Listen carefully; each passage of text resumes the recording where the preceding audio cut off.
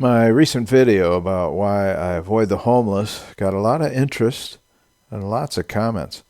I encounter the homeless on my bikepacking travels anytime I have to cross through a large metropolitan area. I'm friendly, but I try and avoid them. I explain why in that video, along with the incidents that led to my desire for stealth and solitude when it comes to the troubled ones, my fellow human beings, the homeless in America. My brother Ed saw my video and was pretty riled up. He was in it. He's the thin guy hugging the people at the shelter. I thought I said something wrong in my video and was ready to take it down and edit out whatever misinformation I might have put forth. I value Ed's opinion that much. That's because my older brother Ed has devoted his life to serving the poor. For decades, he's been helping people get help, interacting and intervening and running AA and NA meetings. He's got the credibility to say what would fix things. I was surprised to find that he agreed with everything I'd said in the video. I thought I'd been a little hard on the homeless. Ed said he wanted to be able to tell the public more about how this problem can be solved. So we sat down and I turned on my camera. Yeah, I was about to talk about the, understanding of addiction. Helps you understand what's going on with the guy at the street corner. Yeah. As an addiction counselor, I don't give money. I often offer a gift card for food from McDonald's, or I'll give them my card and say, if you want some help, Right. if you need help. I don't want to presume. But I bet 90% of the folks at that corner are addiction based. Based on your decades of experience of interacting with them. Yep. Yeah. There's a fair bit of mental illness, but usually it's what we call comorbidity or dual diagnosis. They have mental illness and they have an addiction, because that's how they medicate the voices in their head. Yeah. So that's always tricky, but so as a rule of thumb, I don't give them out, because probably 90% of the time it's going to alcohol, and essentially you're prolonging their addiction, and they're with addiction. There's really something called the Maslow's hierarchy of needs. It's a triangle, and the bottom section of the triangle has food, shelter, preservation, self-preservation. That's the base where animals also live. The next level up is sense of belonging, being involved with people. The next level up is actual contribution and being part of society's life. And the final part is self-actualization, which normally means being able to sacrifice yourself for others and to receive that kind of goodness that comes from the full life. So 12-step says our life is, AA, NA 12-step principles are based on a higher power who is good, who created us for good, and who is capable of helping us, and we are not capable of helping ourselves in the area of addiction. Right. So with that paradigm, you look at the Maslow's hierarchy of need, and you see most of these people stand on the corner, living under a bridge, living in the streets of Seattle, are living animal life. Yeah. With a little more intelligence, but animal life. less equipped. A dog has fur. That's right. And it's a sad state. Yeah. And it's, we can go into why it's there and why there's homelessness, but I'd like to talk about the addiction part and say that's the growing percentage of homelessness. And it's really clear to me that in cases where people feel I can't intervene, it's their life, I shouldn't, tell them what to do, you're not doing them any favors, and in fact, you are contributing to the downfall of society, not to mention somebody's soul.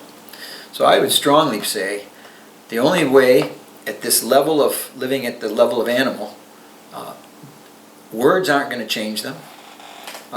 Really nice posters and $20 is not going to change them. What's going to change them is pain. At that level, that psychological level, the only thing that changes someone is pain. Denial. That's so hard for the person at the top of this pyramid who is self-actualized to actually believe that. Yeah. You're saying, okay, well, your kid's being a brat and he needs a spanking. That's what you're saying. He needs help. He needs help, whatever form that can get through to him. Yeah, and he can't do it himself. And you're not getting through to him by handing him $20, because he's going to go off to his dealer, enriching the dealer, and then he's going to be face down in a pile of trash until he wakes up again and does it again. Yep. It's Yep. just Same, or same. overdoses. Well, and that's the part of the deal that's so horrible right now is people in this level, who are living at that level, have no capacity to love. All their love is turned on themselves. They're pathologically self-centered. They're not capable of thinking of others and doing good for others. Well, wait a minute. Are these projects to help the homeless underfunded? Oh, definitely. They are. Where the money goes in talking about addiction, this is the backwards part of things. Right. The United States, with its $20 billion a year allocated for drug and DEA, is about 90% of it goes to stopping the supply. You know, burning the cocaine fields, sending underground people into drug groups, trying to stop the, border, do border patrol. Okay, but that should be done too. Yeah, But not they're hogging all the funds for 90% is that undercover and that stop the supply. Right. 90% should be stop the demand. Work with the people, get them in programs, working with consequences. You should be able to pay the jail system to put these people in detox, force them into change. Right. We have a right to protect these people from themselves because they can no longer do it themselves. And they're causing trouble, lots of trouble in society. Yeah. I mean, and that level of crap in the streets and bringing in or letting fester all kinds of diseases, and the Crime. terrible hell that they're going through. And I had people in the comments section saying, you know, I used to live and have a business in a very affluent area, and now the parking lot. And we're not talking about totalitarianism. We're not talking about absolute control. We're simply talking about putting up boundaries, helping our fellow man who can no longer help himself, helping them towards a life that's holistic and that's healing. They need pain to get there. We are not wrong to tell them, to show them ways out of this. Right. We are wrong to continue to enable them to do this, to unravel society in the way it does, and to say simply, well, that's beyond my authority to do anything. So what you're also saying to the person in the car who sees the panhandler with the cardboard sign is, don't give them money. Give it to a homeless project, something where it's organized. Because right then and there, as you minimize your guilt for having a happy life, you give it to an addict, you're giving him more problems. You're helping him not face the consequences that keeps him in homelessness. You're prolonging his hell by handing him money. Yep. And you can't feel guilty about it because what you said, the people with no boundaries can't be the ones to fix things. Yeah, exactly. Yeah. Maybe one other thing to say about addiction, which is don't expect it from them. The nature of addiction is it will seek to destroy the life of everyone around them because the addict subconsciously is pushing people away so that they can be alone with their addiction. So you're going to hurt the people you love the most, and that's what addicts do. Right. And then when those people are out of their life, there's no more balance, there's no more societal sense of decorum, and so you start to go downhill pretty quickly. At that point, you have the chance, and this is a spiritual thing, to get to hit your bottom, which is 12 steps says, until you hit your bottom, you're not ready to change. Right. So don't shield people from hitting their bottom. Right. Don't enable that journey to hit their bottom to be longer and longer by giving them money. Exactly. Yeah. I had a woman come in to detox, badly addicted to heroin, and she explained that her boyfriend had moved in with her because her mother couldn't stand the thought of her living away under the roof of somebody else who's her drug dealer. So she said, well, bring your boyfriend in. I don't want you to be out in the cold, I don't want you to be in danger, and we'll make sure that you have clean needles.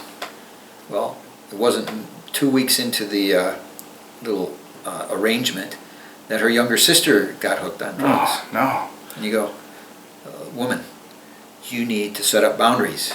Yeah. You're not doing anybody any favors. Right. Pain is what's going to change this Right. situation. And you have to leave them to their journey. You cannot get in the boat with God and that person. Let them go, trusting that good will overcome evil. Right. Doesn't always work out that way, but you can't change it. And you cannot shield them from the effects and the consequences of their disease. Right. You need to push them toward pain. Yeah, wow, it is counterintuitive, and it seems a little scary for someone to do that, especially when you're dealing one-on-one with someone who might be totally insane and outraged, and but to let them keep on like that because you stepped in and saved the day for them getting high today. For the 45th time. Yeah, You know? yeah. There's a guy on the streets of Ann Arbor that has a cardboard sign that says, "Not gonna lie, need money for beer." And he gets it. Yeah. Gets it. Yeah. And so we're not being compassionate. In fact, we're being pretty uncompassionate. Yeah. Pretty mean about it. Just, okay, well, I can look at this problem just enough to throw a dollar bill Keep at them out of my life. keep them out of my life. Yeah. But that's a sad situation with a counterintuitive solution. Yeah. which Takes is get courage. tough. Yeah. I talk to hundreds and hundreds of parents, and I know that they need courage, and they also need faith. Right. Faith, there's a good God, that He brought life into the world so that they could live, and that you are not their God. Right. But let me intervene and say that every atheist watching this video is about to turn us off. But don't, because the details in Maslow's triangle and in AA and NA are not there. It's only the overview. There is a God, I'm not Him, and He helps people because He's good. We can all agree on that. And if you're atheist, you can agree that you want there to be more good in the world.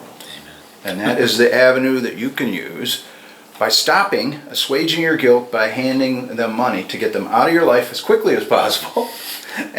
And go ahead and say, "I'm sorry, I'm not giving today. I give to organized charities." And also, if you have a homeless family come in, they've suddenly been evicted and there's little kids, how does a homeless shelter handle that? Do they get priority, or they does get the addict? Women with children have priority in every case. In every case? Always. And usually the best care. Yeah. Well, good. They should have. Oh, yeah. They should. should Those have. children deserve something better. So what I recommend to look at in these metropolitan areas is the best way you can help humanity is to bring consequences. Heavily, with direction, part of programs that offer ways out. But just to say, move along, here's $10, I feel better. You know what, let's set up a homeless shelter area. No, what we need to do is we need to put people behind bars, let them experience detoxing, let them get their minds back, but also let them experience very serious consequences. Takers, especially addicts, will have no boundaries. They will continue to take as far as the land will let them. That's why givers have to have boundaries. Right. Good times where someone who was so addicted and in such deep hell, and then they got straightened out. Doesn't matter why, but I know it was through your help.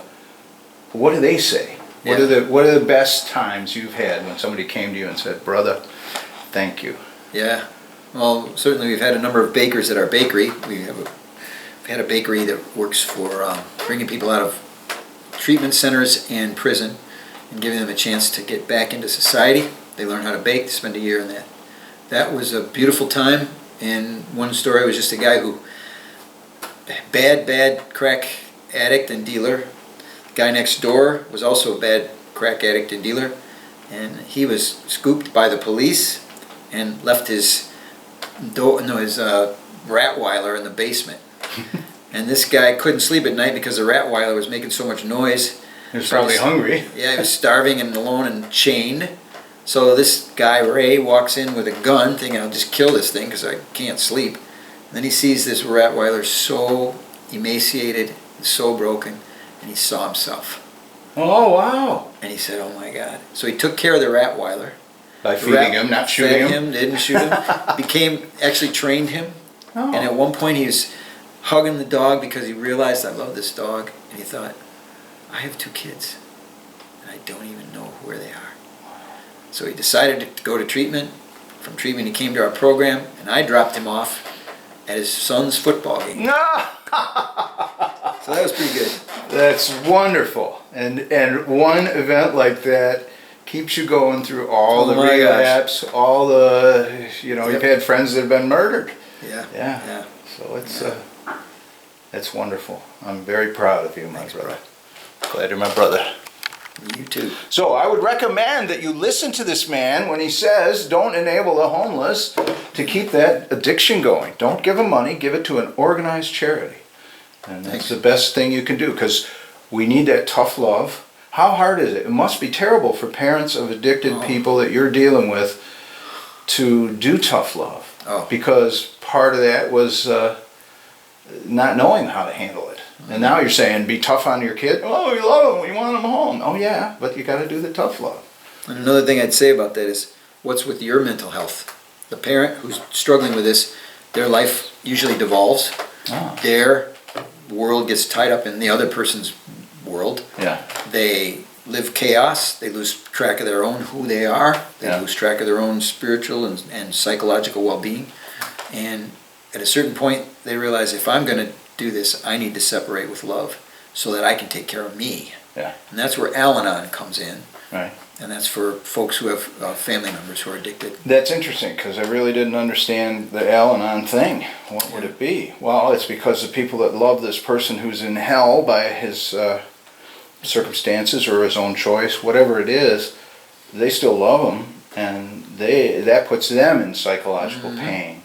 Yep. We don't know where he is. We don't know what he's doing.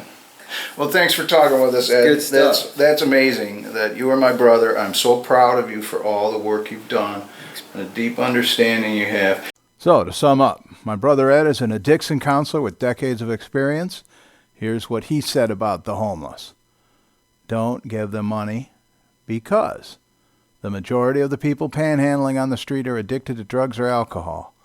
They'll spend the cash you give them on their addiction. Homeless families with children are given priority over adults at homeless shelters. These shelters are in need of donations.